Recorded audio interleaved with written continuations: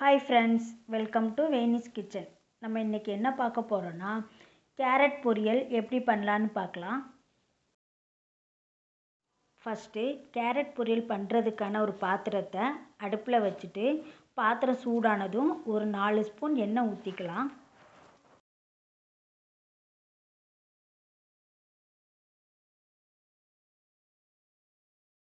எண்ணெய் நல்லா சூடானதும் கடுகு உளுந்து சேர்த்துக்கலாம்.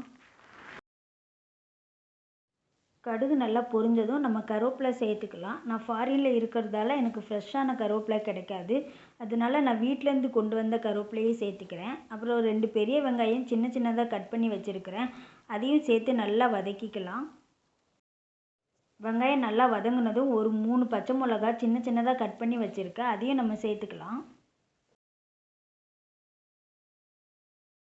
இப்போ நம்ம கேரட்டை சேர்த்துக்கலாம். நான் கேரட் சின்ன சின்னதாக கட் பண்ணி வச்சுருக்கேன், அதை சேர்த்துக்கலாம். கேரட்டு சின்ன சின்னதாகவும் கட் பண்ணிக்கலாம், இல்லை துருவியும் எடுத்துக்கலாம். நான் சின்ன சின்னதாக கட் பண்ணி வச்சுருக்கேன், அதை சேர்த்து நல்லா வதக்கிக்கலாம்.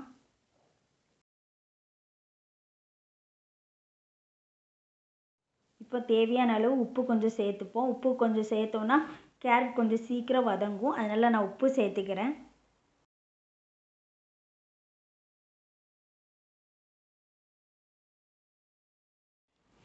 பாருங்கள், கேரட் நல்லா வதங்கிட்டு இந்த சமயத்தில் நம்ம 2 கிளாஸ் தண்ணி ஊற்றி 2 கிண்டிட்டு க்ளோஸ் பண்ணி நல்லா வேக வச்சுக்கலாம்.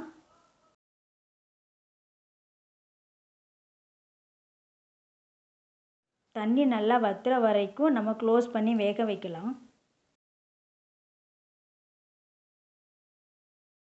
பாருங்கள், கேரட் நல்லா வெந்துட்டு இந்த சமயத்தில் நம்ம தேங்காய் சேர்த்துக்கலாம். தேங்காய் கொஞ்சம் அதிகமாக சேர்த்தா பொரியல் கொஞ்சம் டேஸ்ட்டாக இருக்கும், அதனால் நான் தேங்காய் கொஞ்சம் அதிகமாக சேர்த்துக்கிறேன்.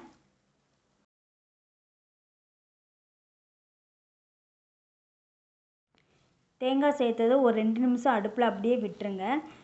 உப்பு செக் பண்ணி பாருங்கள், உப்பு கொஞ்சம் கம்மியாக இருந்தால் உப்பு கொஞ்சம் சேர்த்துக்கோங்க. எனக்கு கொஞ்சம் உப்பு கம்மியாக இருக்குது, நான் கொஞ்சம் உப்பு சேர்த்துக்கிறேன்.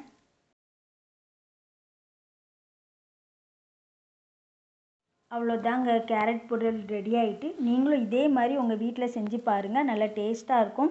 உங்களுக்கு இந்த வீடியோ பிடிச்சிருந்தால் லைக் பண்ணுங்கள், சப்போர்ட் பண்ணுங்கள். Bye friends.